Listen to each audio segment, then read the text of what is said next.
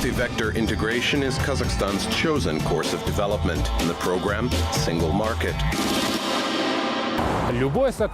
Any type of cooperation requires work in order for it to strengthen and develop.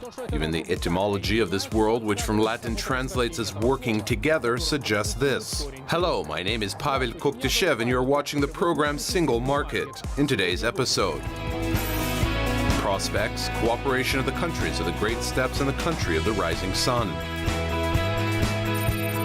School of the market, how to become competitive in order not to depend on price collisions. And coming right up, Navigator, when will the markets of non-ferrous metals recover?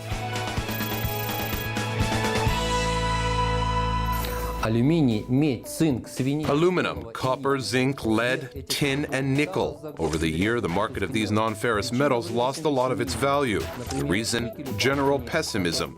For example, the price of nickel fell by 45%, of copper by 44%, of zinc by 32%, and aluminium by 30%. The situation has been caused by the slowdown in the growth of the world's leading economies, first and foremost of China, and by the turbulent fluctuations of the stock markets.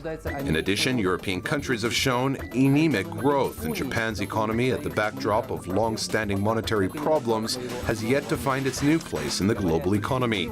Speaking about prospects, it would make sense to return to the case of China. The largest consumer of non-ferrous metal does not exclude the possibility of a prohibition of short sales on futures markets. In addition, the country's authorities have announced that they are planning to produce industrial metals for strategic reserves. And now let's turn from the plans of China to the realities of the situation in Kazakhstan. The country's metallurgists have announced the commencement of production of cathode copper using oxidized ore of the Oktogay deposit field. Here in the Ayagoz district of the East Kazakhstan region, the largest underdeveloped deposit fields of copper are located. There is other promising news. The national company, Tao Kin Samruk, is planning to unite the copper smelting, lead, and zinc plants. The aim of this cooperation is to get the extraction rate of valuable components to 98 to 99% in order to improve the competitiveness of Kazakhstan's products on the global markets. And to conclude, an optimistic forecast. Experts believe that the new cycle of growth of the world economy will be closely tied to the stable rise in the price of non-ferrous metals. All that's left for us is to assume that they are right and to wait for better new times. My name is Alexander Galiev. Until next time on Single Market. Нового времени. С вами был Александр Галиев. До встречи в Single Market. To depend less on the situation on the markets of raw materials and to put more efforts for attracting investments into the real sector of the economy, investments for knowledge-intensive technologies, and for development of human capital. Kazakhstan has the potential to realize all this thanks to strengthened cooperation with Japan. Our correspondent Zulfiya Timirgalieva brings us the details.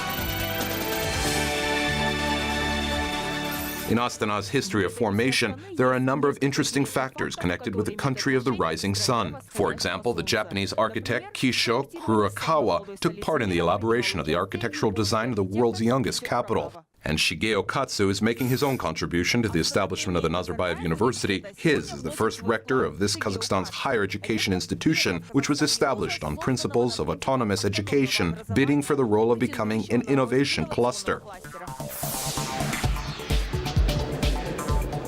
All this, in one way or another, connected with the phenomenon of the Japanese economic miracle, something that Kazakhstan is studying and analyzing in detail and using it as a worthy example for its own development. Япония по праву является государством высоких технологий. Japan is justifiably considered to be a state of high technologies. It is the third in the world in terms of its GDP. Fourth in exports, and 10th in the index of development of human potential.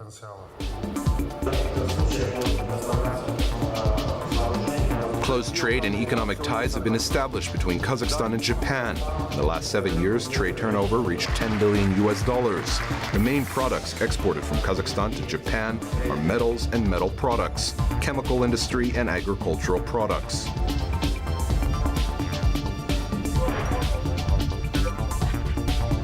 From Japan, Kazakhstan imports goods with a high value added: cars, consumer appliances, industrial and medical equipment, equipment for conducting scientific research.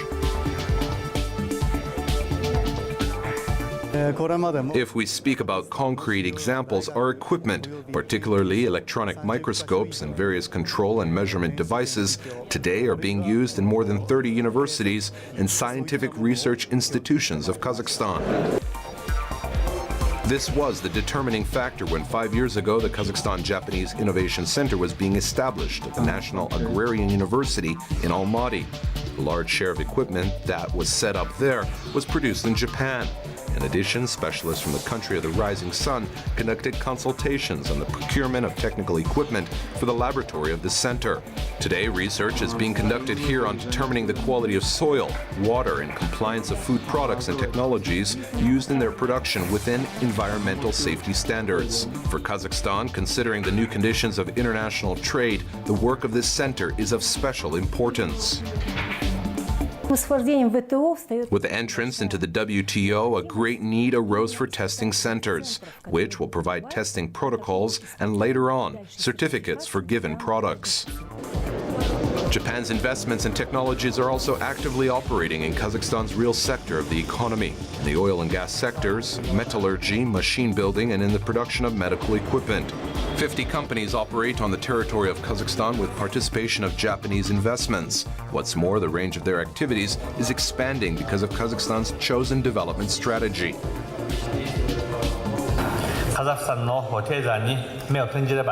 Today, Kazakhstan is diversifying its economy. In this process, the country's industry, small and medium businesses, with the aid of foreign investments and technologies, should give a new impulse for development. And Japan can help in the achievement of this goal. This is where I see the mission of our companies and financial institutions. One of the main features of Japan's business abroad is the comprehensive approach to cooperation. Companies bring not only investments and technologies, but also introduce corporate strategies. One of such examples are the projects of Toyota.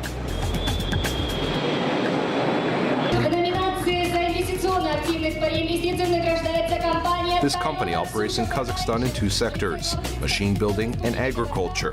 With its participation, a project is being realized on the assembly of Toyota Fortuner vehicles in Kostanay. And in the Akmola region, a project on the production of wheat, potato, and oil plant crops.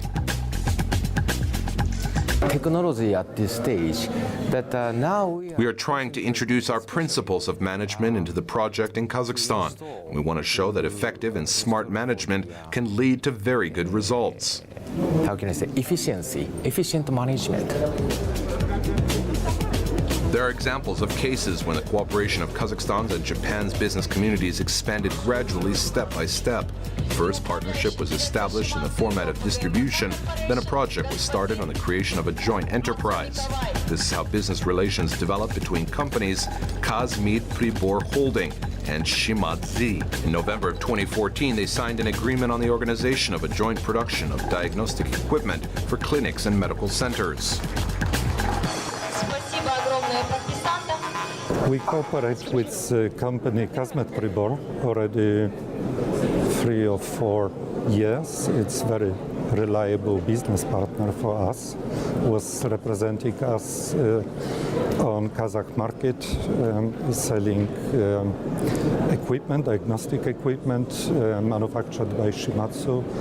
And last time we decided to open a joint production to increase our activity on Kazakh market. Today in Kazakhstan, with the investments attracted from Japan, infrastructural development projects are also being realized. A sphere which, in the conditions of China's global initiative, Silk Road Economic Belt, is of strategic importance for the country. For example, with the support of Japan's International Cooperation Agency, the first stage of reconstruction of the Aktau International Seaport has been completed.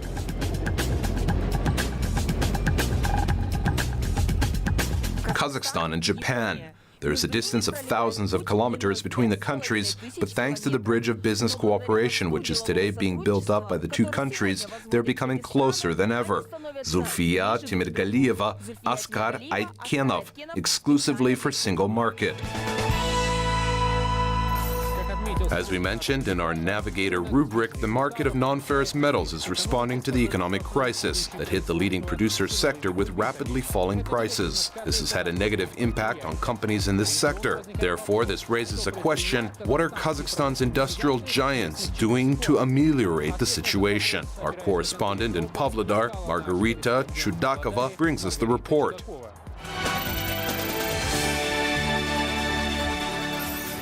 This is a bar of A995 brand aluminum. This mark shows the international standard of this metal, high-grade aluminum. The London Metal Exchange is responsible for determining what grade of metal should be assigned, and the production of this aluminum is located in the city of Pavlodar, the Kazakhstan's electrolysis plant. This plant has corporate ties to other enterprises that are part of the ERS group.